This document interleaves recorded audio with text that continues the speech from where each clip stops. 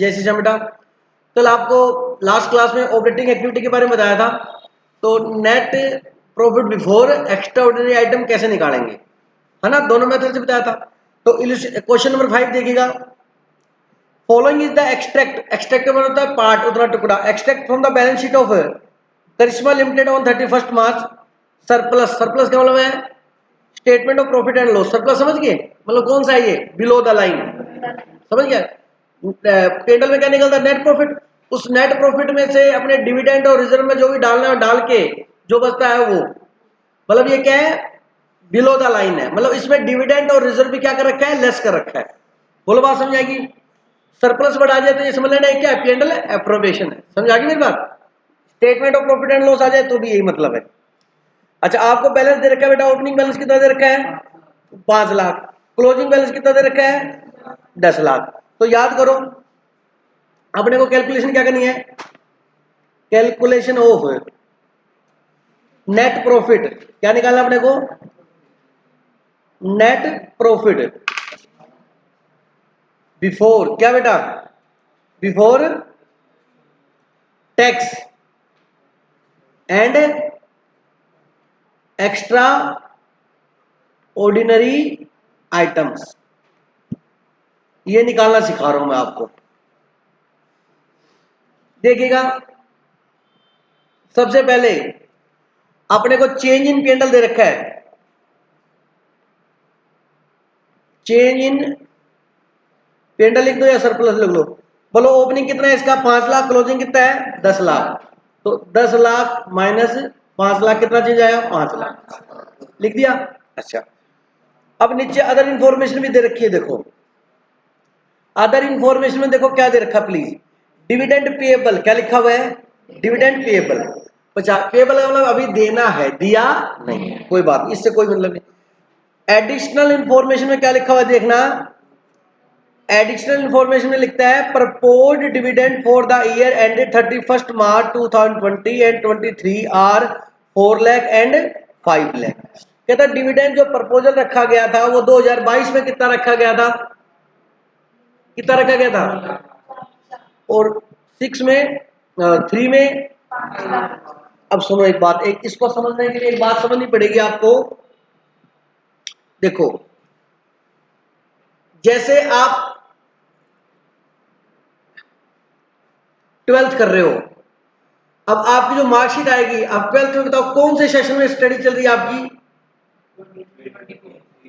बोलो सही है बात, 23 24 में आपकी स्टडी चल रही है।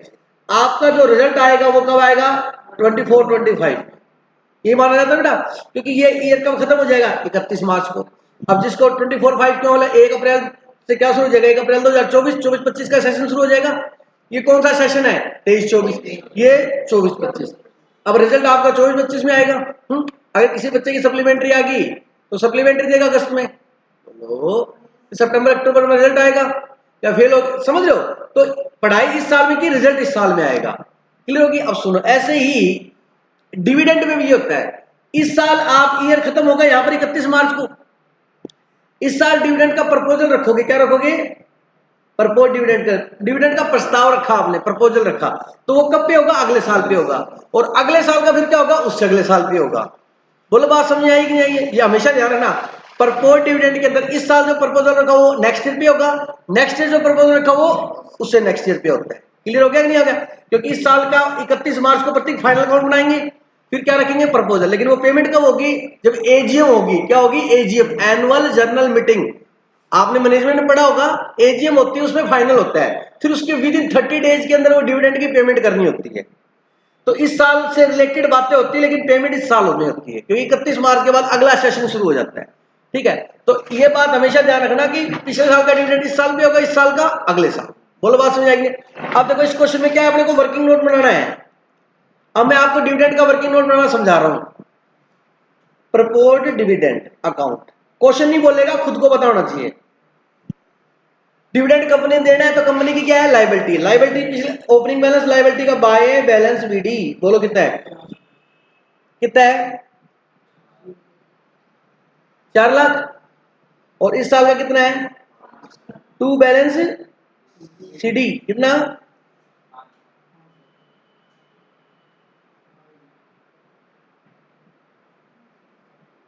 वो अगले साल का है। वो कब का बेटा? अगले साल का। अच्छा मेरी बात सुनो, इस साल का कितना है? 4 लाख। तो इस साल हम 22 जो ईयर कौन सा दिया हुआ था इसमें, हाँ 31 मार्च 2000, क्या लिखा हुआ है? 31 मार्च 2022 और 31 मार्च 2023। अब सुनो, जो 31 मार्च 2022 है वो क्या होगा? 21-22 बोलो। और वो क्या होगा? यही होगा ना। अब इस साल का जो है वो अगले साल होगा, और इस साल का उससे अगले साल होगा। ठीक है, तो बताओ पिछले साल कितना प्रपोजल रखा था? हमारे क्या अकाउंट्स में थोड़ा सा चेंज किया गया बेटा। पहले क्या होता, प्रपोज डिविडेंड की एंट्री कर देते थे। अब नया जो आया ना अपना कंपनी एक्ट, उसमें कहता प्रपोज डिविडेंड की आप एंट्री मत करो, उसको हम लायबिलिटी नहीं मानेंगे। तो सर क्यों नहीं मानेंगे? कहता प्रपोजल का मतलब अभी तक तो सिर्फ प्रपोजल ही रखा हुआ है, हो सकता है वो प्रपोजल क्या हो जाए, रिजेक्ट हो जाए, और हो सकता है वो प्रपोजल क्या हो जाए, एक्सेप्ट हो जाए। तो पहले क्या होता था, प्रपोज डिविडेंड को अपने लायबिलिटी मान लेते थे। क्या मान लेते थे? और अपने बुक्स में एंट्री भी कर देते थे।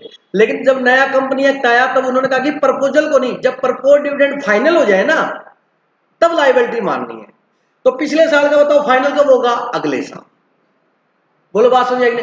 पिछले साल का ये 4 लाख फाइनल कब हुआ? अगले साल। तो समझ आ गया? मतलब 21-22 का चार्ज कब हुआ? 22-23। कितना चार्ज हुआ? 4 लाख। आपको बढ़ाने की जरूरत नहीं, कंफ्यूजन आएगी तो आप इसमें 4 लाख क्या कर दो, ऐड। क्या बेटा?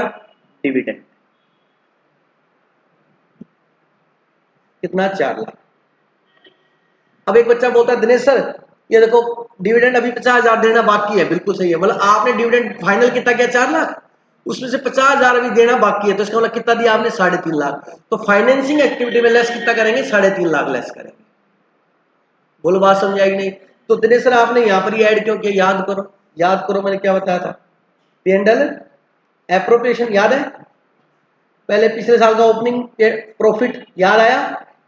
बाय नेट प्रॉफिट इस साल का, बोलो। और यहां क्या लिखता था? 2 डिविडेंड, और 2 ट्रांसफर टू रिजर्व, और 2 बैलेंस सीडी। तो बीडी सीडी का डिफरेंस ले लिया, तो आपने डिविडेंड इसमें से लेस कर रखा है कि नहीं कर रखा? कर रखा है। तो वापस क्या कर दिया मैंने? ऐड कर दिया। तो ये आपका टैक्स इसमें दे ही नहीं रखा बेटा क्वेश्चन में, तो बस ये आंसर आ गया 9 लाख। कितना आ गया? Profit before tax and extra ordinary item. बिल्कुल एक लाइन का है ये। मेरी बात सिंपल सा है बेटा, मैं ये नहीं कह रहा कि मैं ये कह रहा हूं पिछले साल का प्रपोजल प्रत्येक इस साल एक्सेप्ट होएगा। तो इस साल के पेंडल्स हमने कितना चार्ज किया? 4। तो आप चार्ज नहीं बोल सकते, ये कहाँ पे है? पेंडल एप्रोप्रिएशन में। हाँ तो ये याद है ना, ये बनवाया था। तो अपने को ये और ये दे रखा है, तो मैंने बताया था इसका डिफरेंस। ये डिविडेंड क्या हो चुका है? लेस हो चुका है। वापस क्या कर देंगे? ऐड। अगर अपने को नेट प्रॉफिट दिया होता तो ये करने की जरूरत नहीं होती। याद आया कि नहीं आया? करो इसको जल्दी नोट। आपको कोई अकाउंट नहीं बनाना, बस याद रखना पिछले साल का डिविडेंड इस साल आपने प्रॉफिट में से लेस किया तो वापस क्या कर दोगे? ऐड। अब बताओ डिविडेंड पे कितना किया? तो 5 लाख कितना? भी तो देखो डिविडेंड पेएबल लायबिलिटी पेंडिंग बता रहा है, इतना देना। पेएबल का मतलब क्या? देना है। तो 4 में से 50,000 नहीं दिया तो दिया कितना? 3.5। ये दिमाग से कैलकुलेशन करनी पड़ेगी। उतारो।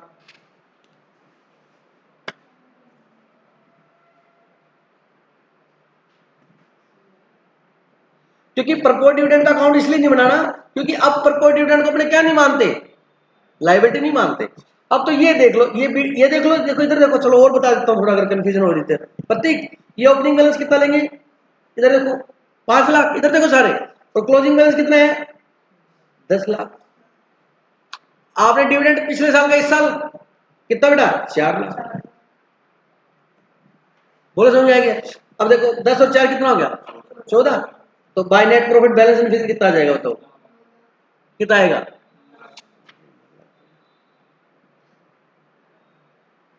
समझाए? और अपने कैसे कर रहे हैं? अपने कर रहे हैं इन दोनों का डिफरेंस ले लिया। कितना? 5 लाख। और 4 लाख आपने लेस किया था, वापस ऐड कर दिया। ये देख लिया 9 लाख आ रहा है, इधर का टोटल 14 लाख आएगा। आएगा ना 14 लाख? और इधर कितना है? तो नेट प्रॉफिट कितना आएगा?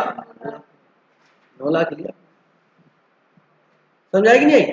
बोलो, नोट करो।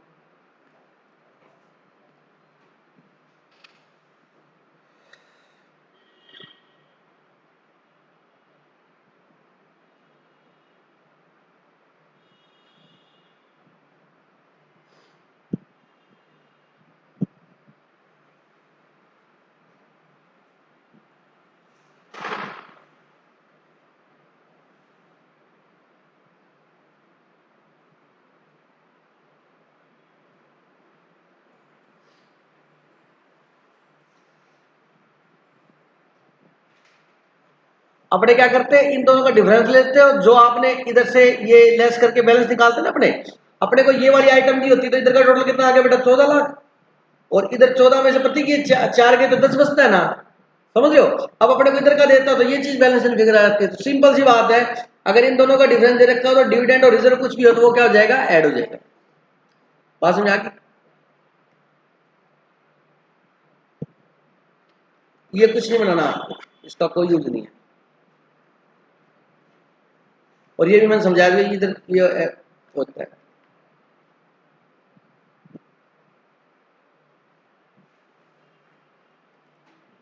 हो गया नोट, क्या कंफ्यूजन होगी तेरे, आई चेक करा बेटा।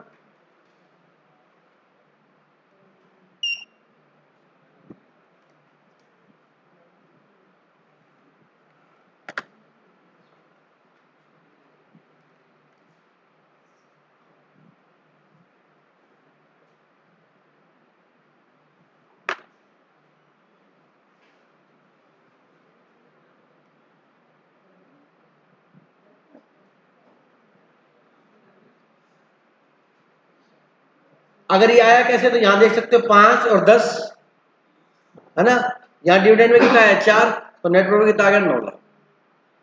और वैसे करते तो कैसे, बीडी लिखा, नेट पर 14 आया, 14 में डिविडेंड में कितना देखा 4, तो सीडी आता है 10। तो हमें अब 1 2 3 ये डायरेक्टली आ जाएगा, तो इन दोनों का डिफरेंस लेके ऐड कर देते, ये पता लग जाता है सेम आ रहा है। समझ आ गया। क्वेश्चन नंबर 6 देखिएगा।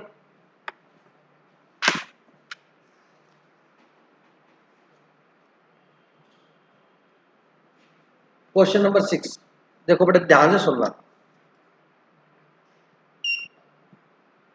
देखो पढ़ो, आप खुद पढ़ो क्वेश्चन।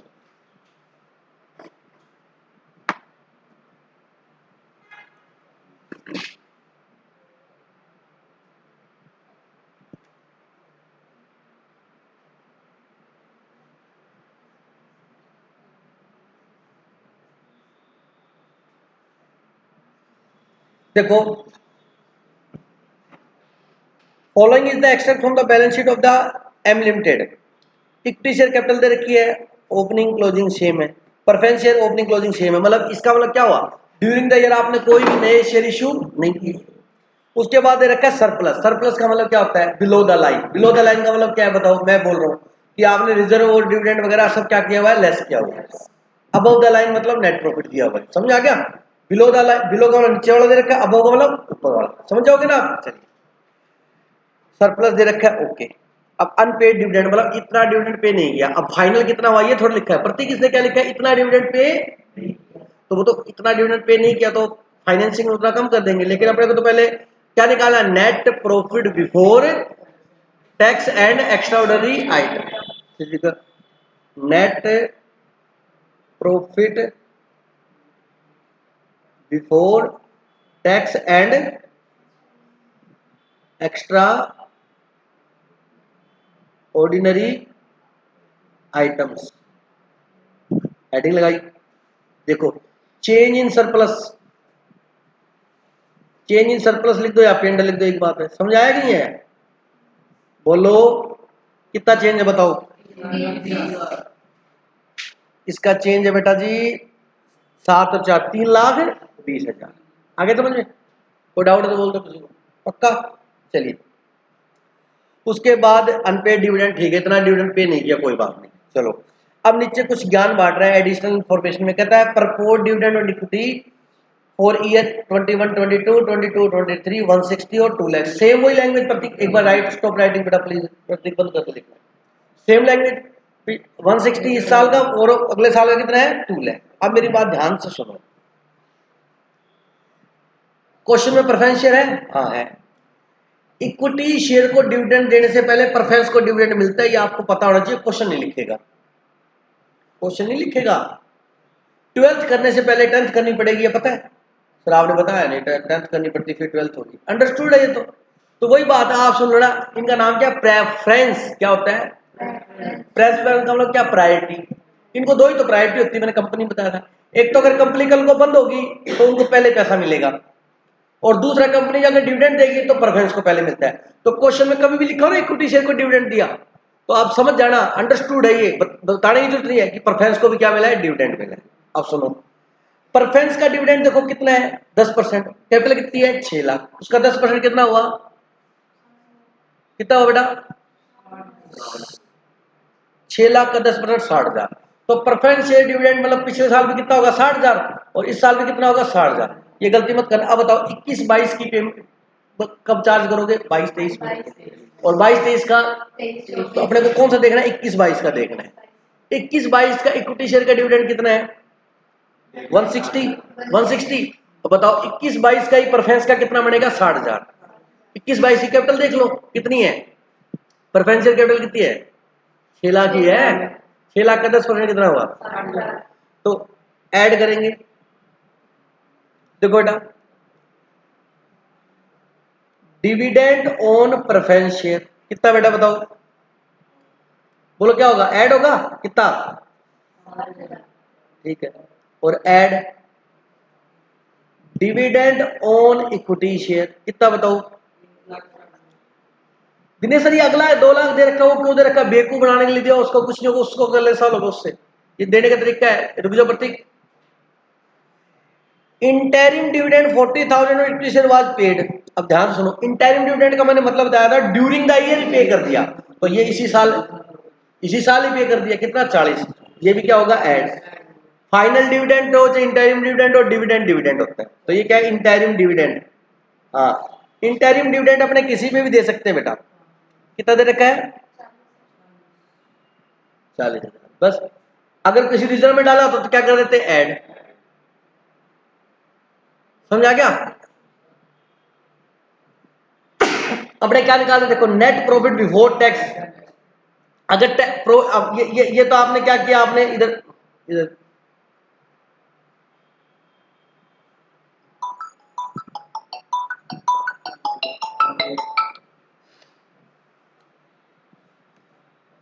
ये दो डिविडेंड और रिजर्व कहां होते हैं, बिलो द लाइन, ऐड कर दी। उसके बाद क्या ऐड करोगे, प्रोविजन फॉर टैक्स, फिर क्या ऐड करोगे, एक्स्ट्रा ऑर्डिनरी आइटम, फिर आएगा क्या, net profit before tax and extra ordinary item.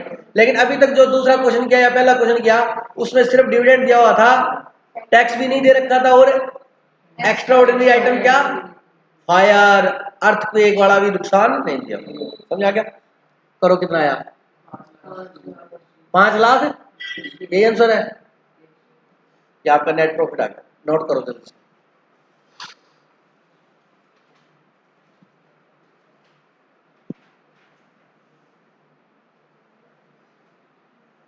ये क्वेश्चन करके, और आपने 7 नंबर क्वेश्चन खुद से करना है अभी। क्वेश्चन नंबर 8 देखो बेटा, अब ये क्वेश्चन देख के नहीं डरना बिल्कुल भी, सुनो कैसे करना है। Calculate the net profit before tax and extraordinary item. सिर्फ अभी तक क्या कैलकुलेट कराना सिखा रहा है, क्यों सिखा रहा हूं पता लग गया। जब अपने ऑपरेटिंग एक्टिविटी करेंगे तो सबसे पहले क्या लिखेंगे, net profit before tax and extraordinary item. अगर वो नहीं दिया होगा तो हम वर्किंग नोट में ऐसे निकालेंगे। क्लियर हो गया, चलिए निकालना है। अब शेयर कैपिटल दे रखी है अपने को 5-5, इसका मतलब 5-5 मतलब कोई भी इशू नहीं हुई ड्यूरिंग द ईयर। रिजर्व दे रखे हैं, रिजर्व का मतलब हमेशा ध्यान रखना, अगर आपको रिजर्व एंड सरप्लस लिख दे और कुछ भी ना लिखे तो आप इसको पेंडल मानना, क्या मानना, सरप्लस मतलब डिफरेंस। और वैसे लिख भी दिया ब्रैकेट में सरप्लस, ये वो है 145 और 2 लाख, तो चेंज इन पेंडल कितना आ गया, 55। ठीक है, तो सबसे पहले अपने काम करेंगे, क्या लिखेंगे, कैलकुलेशन ऑफ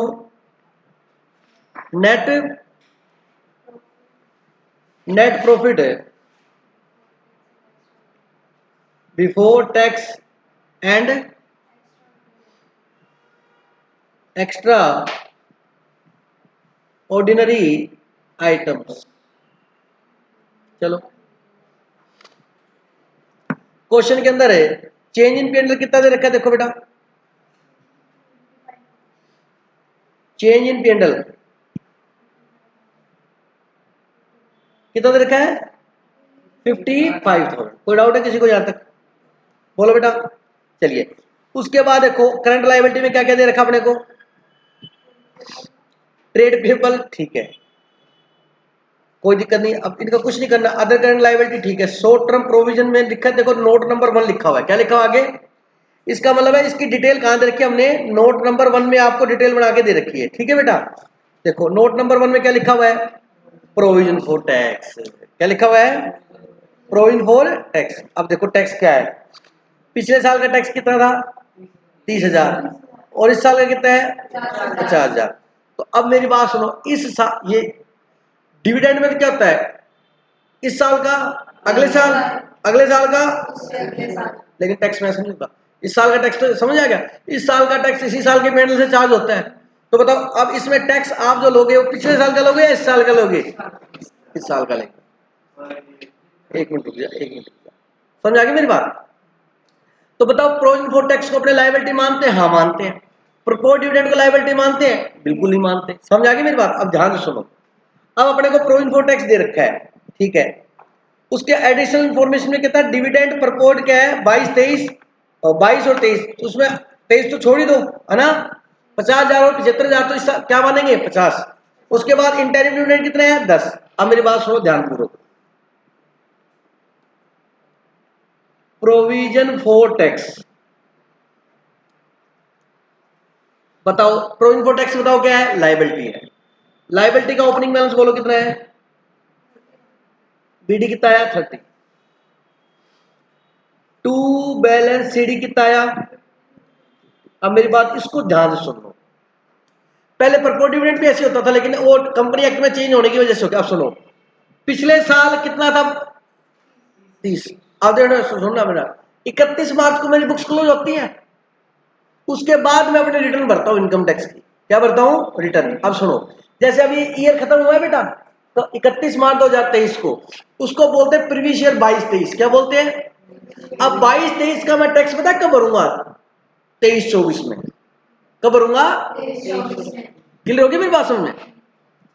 क्यों, क्योंकि इनकम टैक्स में गवर्नमेंट इनकम टैक्स डिपार्टमेंट में बोलता है कि एक साल में कमाओ, अब इस साल में जितना कमाया उसकी डिटेल हमें अगले साल दो और उसके ऊपर टैक्स दो।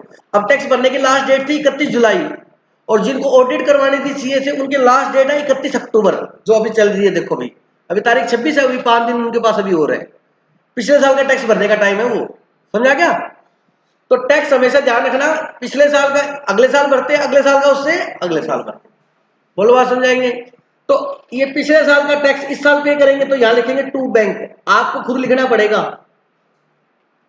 पिछले साल का टैक्स इस साल पे होगा और इस साल का टैक्स आप इस साल के पेंडल से चार्ज करोगे। बोलो बात समझाएगी नहीं। तो क्या लिखेंगे, बाय पेंडल कितना चार्ज किया आपने 50, ये कितना आ गया 80, ये भी कितना आ गया 30। ये जो पिछले साल का टैक्स आपने, पिछले साल प्रोविजन पर टैक्स कितना था 30, तो वो इस साल पे हो जाएगा। और इस साल आपने कितना चार्ज किया 50, वो अगले साल पे होगा। आप सुनो, आपने पेंडल से चार्ज कितना किया 50, तो पेंडल में ऐड होगा 50 और टैक्स आपने पे कितना किया 30, तो लेस कितना होगा 30 लेस होगा। अभी आगे आएगा वो बात, ये बात समझ आ गई क्या।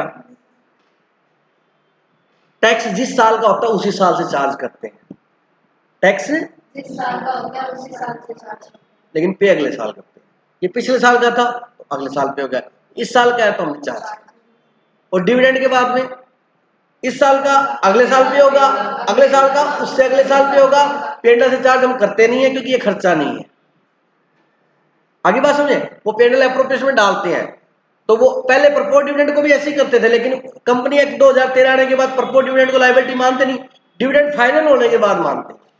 तो बिल्कुल सिंपल है डिविडेंड के बारे में, डिविडेंड के बारे में तो समझ लेना, पिछले साल का इस साल पे होगा और इस साल वाला अगले साल पे होगा, उसको कुछ करना नहीं। क्वेश्चन दिया जरूर होगा क्योंकि पहले दोनों का यूज होता था, अब यूज नहीं होता। तो करंट ईयर का डिविडेंड आप दिया होना उसको इग्नोर कर देना, लेकिन इंटरिम डिविडेंड को मत कर देना, वो तो इंटरिम वालों इसी साल पे कर दिया।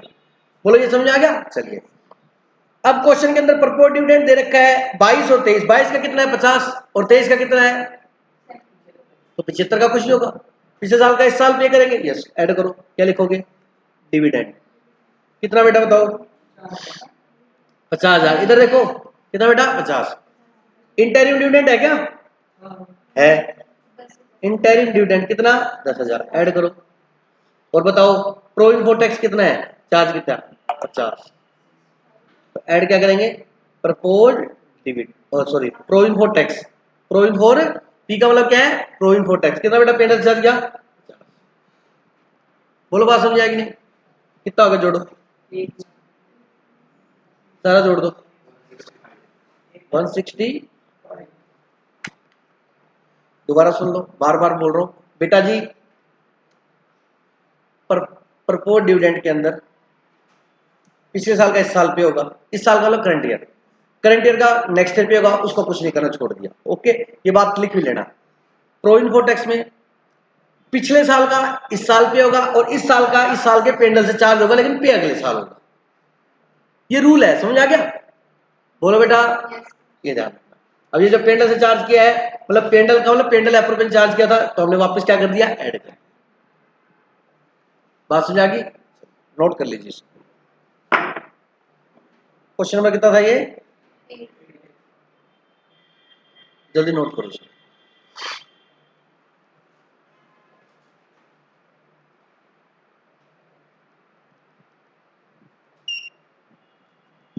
ठीक है, अब होमवर्क नोट करो आप।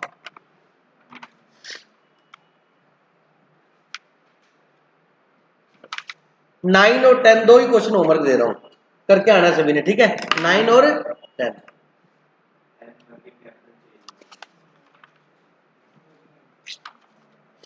चलो 9 कर लेना मेरे खिलाफ। अपने 29 से लेके 30 से लेके वहां तक तो कर चुके, आ गया ना? 30 से कहां तक कर चुके? 52-53 तक है ना?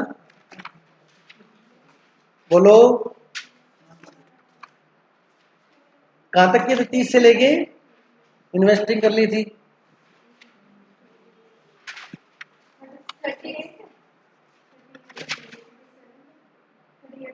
हाँ 38 तक की। ठीक है, ठीक है। क्वेश्चन नंबर 9 करके लाना आपको होमवर्क में, ठीक है बेटा? जय श्री श्याम।